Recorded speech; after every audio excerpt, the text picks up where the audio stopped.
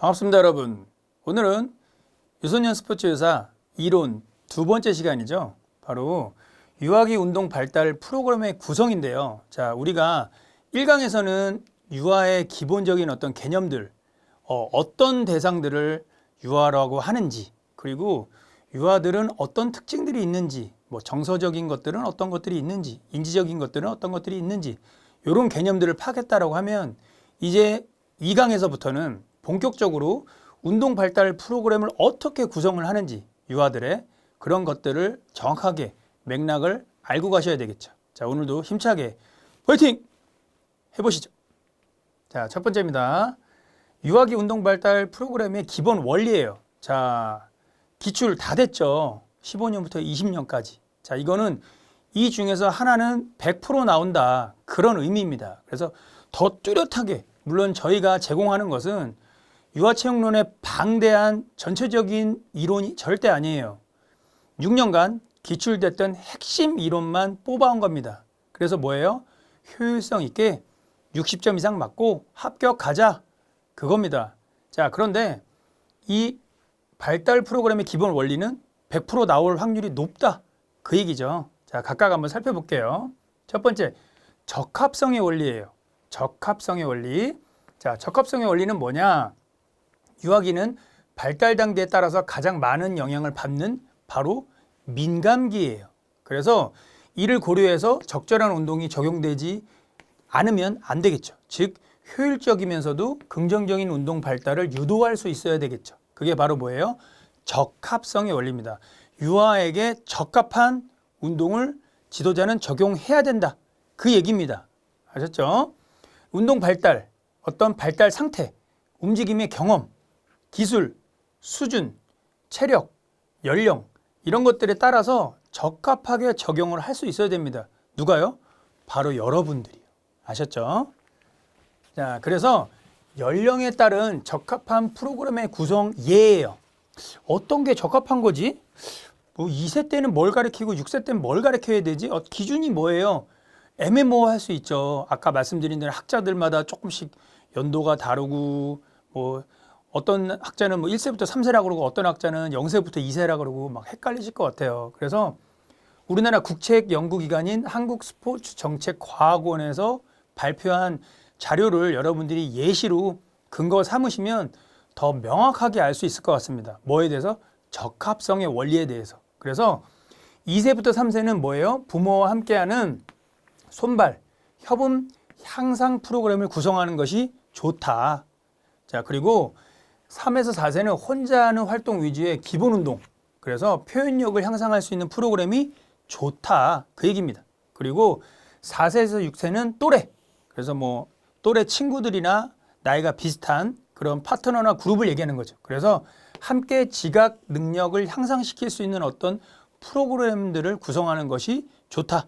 그리고 6세에서 8세는 또래, 마찬가지로 친구나 그 그룹에 속해 있는 또래 집단을 얘기하는 거죠. 그래서 함께 인지 능력을 향상시킬 수 있는. 자, 4에서 6세는 지각이고요. 6세에서 8세는 인지. 이게 차이가 있다는 점 아시길 바랍니다. 자, 적합성의 원리 알아봤고요. 두 번째는 바로 방향성의 원리입니다. 어떤 방향성을 가지고 유아들을 지도해야 되는지 그 내용이겠죠. 그래서 성장과 발달은 일련의 방향성을 가지고 발달한다는 원리예요. 어떤 패턴을 가지고, 즉 어떤 방향성을 가지고 발달한다. 무분별하게 막 들쑥날쑥하지 않다라는 거죠. 그래서 대근육에서 소근육으로 발달하는 순서를 보여요.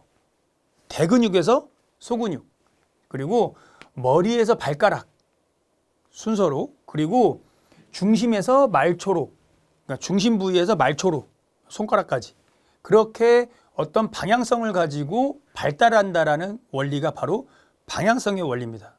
무슨 원리? 방향성 원리.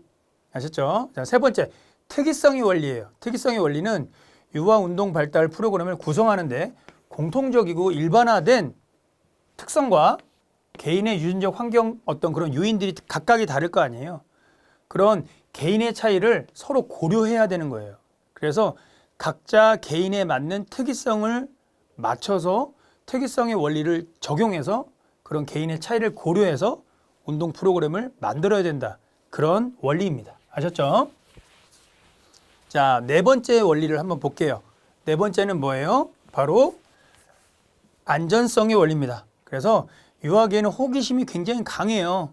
그러니까 이게 안전한 건지 위험한 건지 잘 감지하지 못해요. 그 이유가 바로 뭐예요? 호기심이 많기 때문에 그렇습니다. 그래서 주의력과 조심성이 상대적으로 부족한 그런 시기입니다.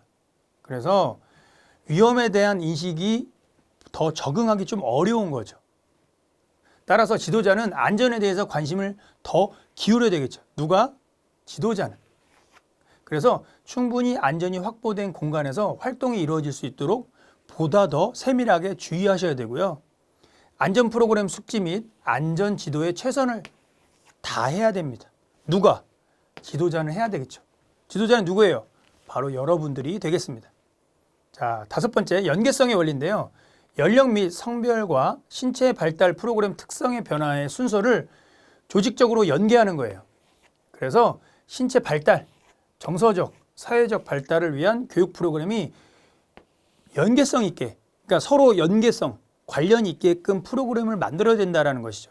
예를 들어서 신체 발달에만 너무 국한을 한다든지 아니면 정서적인 측면만 너무 강조한다든지 아니면 사회성만 너무 강조하면 밸런스, 균형이 깨질 수 있다는 거죠. 그래서 바로 연계성의 원리는 서로 연계해서 균형을 잘 맞춰야 된다는 원리입니다.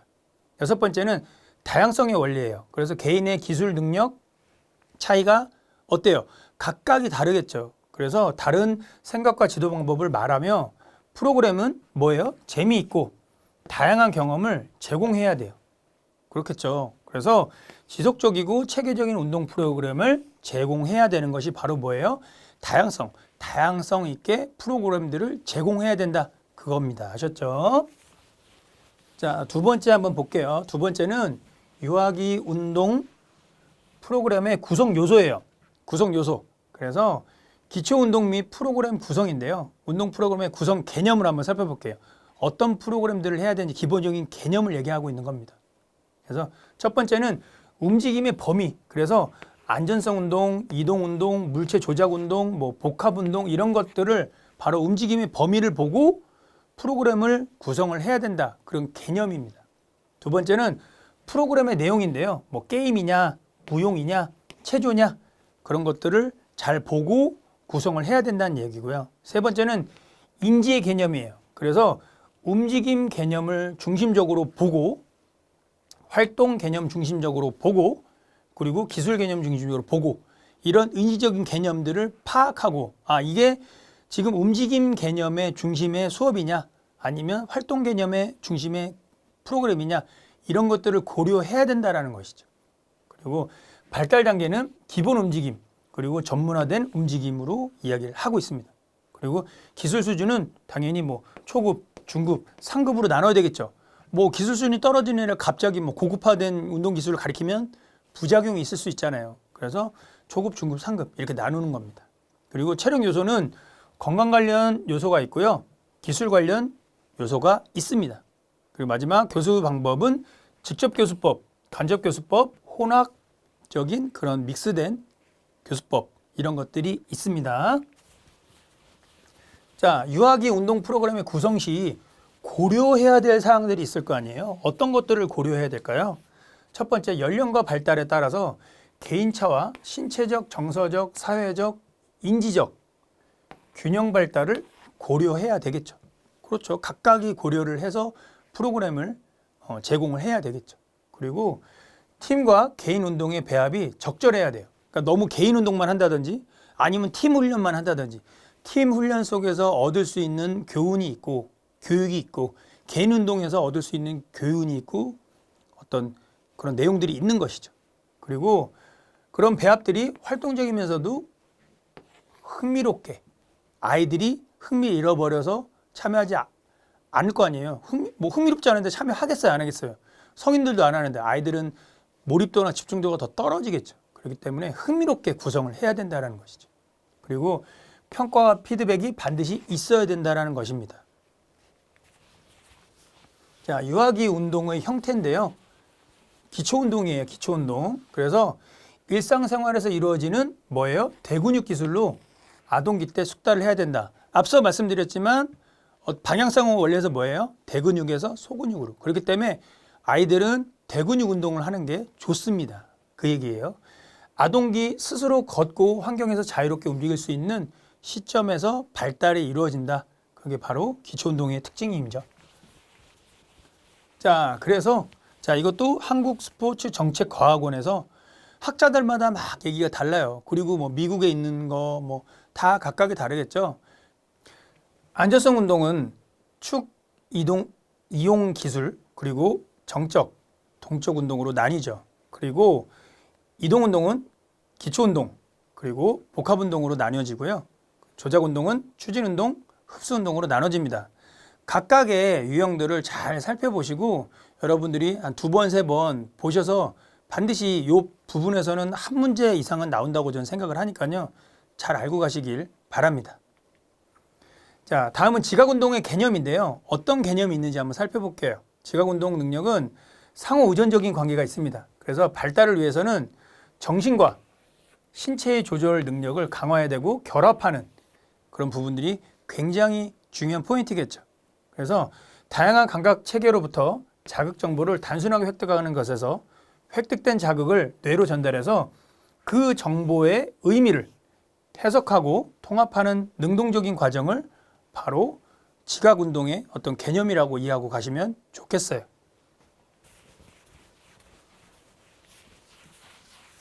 자, 지각운동의 과정을 한번 살펴볼 텐데요.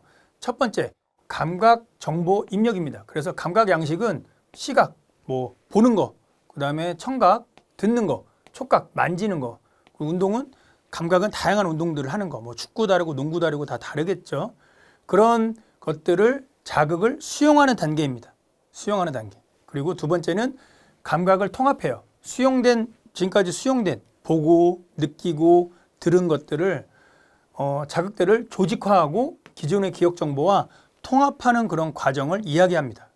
그리고 운동 해석 능력은 현재의 정보와 기억 정보를 바탕으로 내적 운동 의사를 결정하는 겁니다. 내가 내면적으로 내적으로 어떤 운동을 해야지 이제 의사를 결정하는 그런 시기가 되는 거죠. 그래서 움직임의 활성화가 일어나요. 즉 움직임이 실행되는 단계라고 보시면 되겠죠. 그리고 마지막으로 피드백.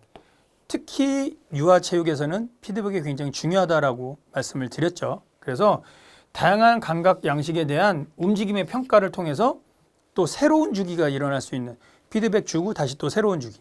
또 새로운 걸 수행해서 마지막 끝나면 또 피드백 주고 또 새로운 게 이어지고 계속 반복적으로 일어나는 것을 이야기하는 겁니다.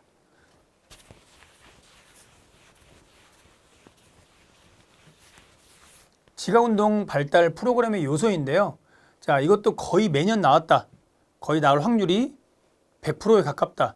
그럼 굉장히 중요하겠죠. 자, 그런데 굉장히 이 긴 내용들을 함축시켜 놨어요. 그렇기 때문에 여러분들이 여기서 더 막 많은 걸 깊이 파서 막 공부하면 참 좋죠. 참 좋지만 단기 학습, 즉 자격증 공부에는 좀 부적합하다. 그래서 이 내용만 확실하게 알고 가시면 될 것 같아요. 자, 첫 번째 신체 지각인데요. 신체의 명칭이에요. 뭐 팔, 다리 다 각각 다르겠죠. 그리고 신체의 모양 다르겠죠. 신체의 표현 이런 부분들을 신체 지각하는 겁니다. 그리고 공간 지각이 있는데요. 어떤 장소냐, 높이, 방향, 범위, 바닥의 모양 등을 이야기합니다.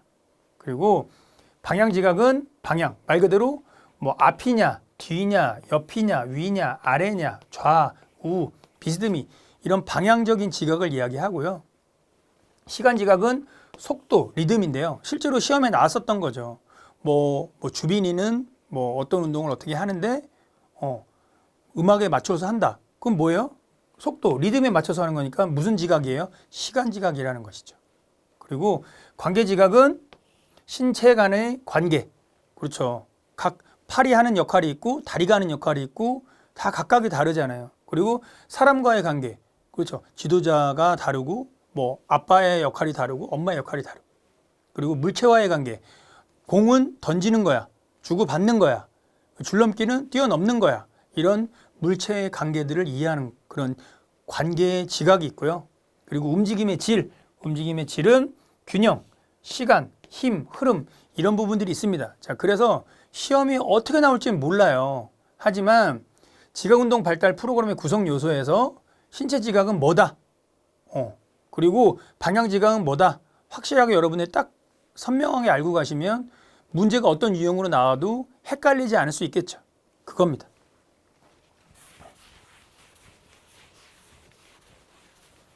체력 운동의 개념인데요. 체력은 일상생활뿐만 아니라 직업활동 및 여가활동을 보다 활기차게 수행하는, 그래서 그런 신체 능력을 이야기하는 것이죠. 체력이라는 것이 운동할 때만 체력이 아니고 우리가 일상생활에서 흔하게 사용하는 그런 체력이 좋아야지만이 일상 여가생활도 더 건전하고 즐겁게 즐길 수 있겠죠. 그런 체력의 의미를 잘 생각해 보시면 되고요. 유아 운동 시 유아들의 운동은 바람직하게 참여할 수 있도록 체력 수준, 건강 상태, 남녀 개인의 특성 등을 고려해서 해야 됩니다. 그리고 체력은 건강 체력과 수행 체력으로 구분하고 있어요. 자, 그럼 각각이 한번 또 살펴보도록 할게요. 자, 그렇다면 첫 번째, 건강 체력인데요. 자, 이 부분도 많은 내용들을 함축시켜 놓은 겁니다. 그러니까 너무 막 꽈서 어렵게 더 생각하지 마시고 이것만 선명하게 알고 가시면 될 것 같아요. 첫 번째, 신체의 구성, 몸의 구성 비율. 자, 근력, 근육의 수축으로 발생하는 힘. 뭐예요? 예를 들어서 100m 달리기 얘기하는 거죠. 쉽게 얘기하면. 자, 근지구력, 근력을 일정하고 지속적으로 발휘하는 힘. 뭐예요? 마라톤. 자, 유연성, 관절의 가동 범위. 그렇죠. 관절의 가동 범위가 좋아야 더 부드럽고 유연하게 운동을 잘 수행할 수 있겠죠. 그리고 심폐지구력, 근육으로 산소를 운반하는 능력, 유산소성 운동이라고 이해하시면 될 것 같습니다. 자, 수행 체력을 한번 살펴볼 텐데요. 기술 체력이라고도 하죠. 자, 마찬가지로 되게 긴 내용을 딱 줄여놨어요. 그러니까 이것만 선명하게 한번 알아볼까요? 평행성입니다. 신체의 안전성을 유지하는 능력. 자, 순발력, 짧은 시간 최대의 힘을 발휘하는 능력. 그리고 민첩성은 방향 전환. 그래서 막 앞으로 가다가 또 옆으로 움직이고 순간적으로 방향을 전환하는 민첩성. 그리고 협음성, 운동 조정 능력. 팔과 다리를 잘 조절해서 내가 저 멀리서 날아오는 공을 잡으려면 캐치하는 거, 손으로 캐치하는 것도 중요하지만 발로 그 지점까지, 정확한 목표 지점까지 뛰어가는 협음력도 굉장히 중요하겠죠. 그리고 스피드, 재빠르게 움직이는 능력. 그리고 반응 시간, 순간적으로 반응하는 능력을 이야기합니다. 자, 그래서 체력 측정 종목을 한번 살펴볼 텐데요. 첫 번째, 유연성은 앉아서 윗몸 굽히기. 우리는 이걸 뭐라 그래요? 체중구리라고 얘기를 흔하게 많이 하죠. 그리고 순발력, 제자리 멀리 뛰기. 자, 민첩성은 5에서 7m 왕복 달리기. 짧은 거리를 순간적으로 왕복해서 달려오는. 그래서 민첩성을 평가하는 거죠. 그리고 지구력, V자 앉아있기. 몇 초 동안 오래 앉아있을 수 있나. 지구력을 보는 거죠. 그리고 평형성, 한 발로 중심을 잡기. 이렇게 한 발로 몇 초 동안 이렇게 있는지. 이런 것들을 보는 겁니다. 자, 지금까지 2강을 한번 살펴봤는데요. 자, 유아체육은 분량이 작지만 그 내용들이 거의 지금 나온 내용에서 60% 이상은 100% 나오는 것들이에요. 그렇기 때문에 보다 여러분들이 효율성 있지만 보다 잘 알고 가셔야 되겠죠. 자, 저희는 여러분들의 합격을 응원합니다. 감사합니다.